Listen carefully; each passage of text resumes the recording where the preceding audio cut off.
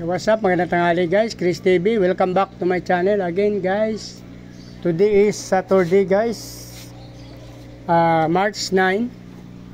Mayroon tayong bagong strains ng beta guys, oh. Mga plakat, platinum white plakat yata ito, tsaka yung same lang yata ito sila plakat guys. Kaso ang problema nito kasi puro female to guys. Yung aking mga, male I mean. Yung mga female ko kasi dyan semi-adult pa lang. Ito after 2 weeks to 3 weeks pwede na to i-breed guys. Maghanap ako ng mga female nito guys.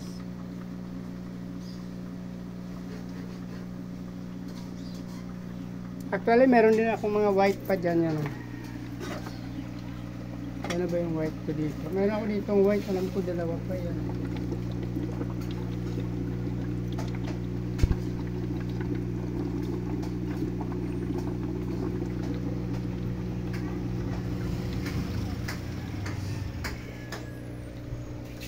Mayroon pa naman ako mga ilang babae kaso semi-adult pa lang sila guys. Kaya mahirapan pa. Ito parang after 1 month pa naman yata ito mag-breed guys. Pero maghanap na ako ng mga female nito kung sakali. Wala kasi akong female nakita dun.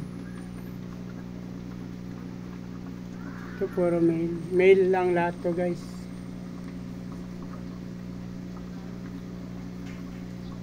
Hindi muna tayo makapag-out ngayon guys, makapagbenta dun sa kalsada. Since yung mga aking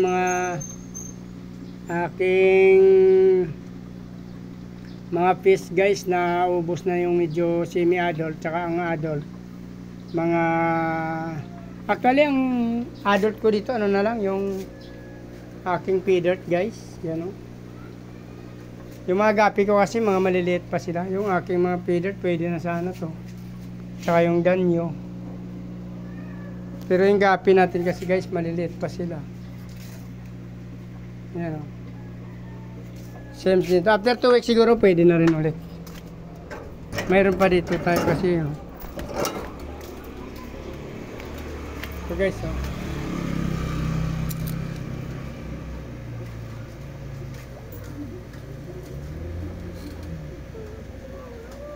Hindi pa sila kalakihan guys, pero magaganda sana ito.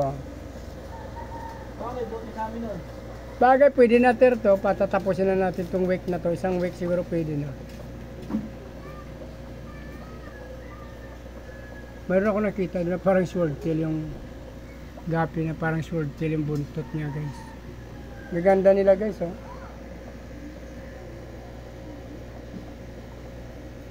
Yung piniprepare ko sana para ibenta kasi mga 3 days kasi ako pinuntahan dito mga bumibili. So medyo naubos guys. Ito yung natitira natin. Kakaunti na lang sila kaya nantay ko na lang muna sila dito. Dito na lang muna tayo nagbenta sa bahay. Mayroon na rin ako dito malalaki guys. So sa aking albino. Semi-adult na rin guys. So, junior size no.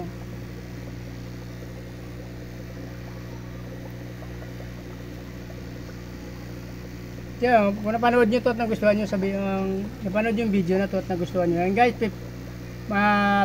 PM nyo ako guys sa presyo nito. Semi-adult na yan guys, after 1 month mag-breed na to. Pwede na nga ito mga gawing breeder. Oh. 1 month na lang mag-breed na to guys. Kaya tingnan nyo, malalaki na rin sila. Oh.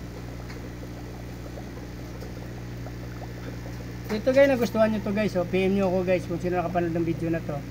Yan, ina-out ko na yan. Saka ito yung mga gapi natin. Mura lang to guys. Since ako naman nagpa-breed nito. Okay. PM nyo lang ako guys. O kaya message kayo sa page sa video na to guys. Maraming salamat. Mabuhay kayo hanggang gusto nyo. Bye bye.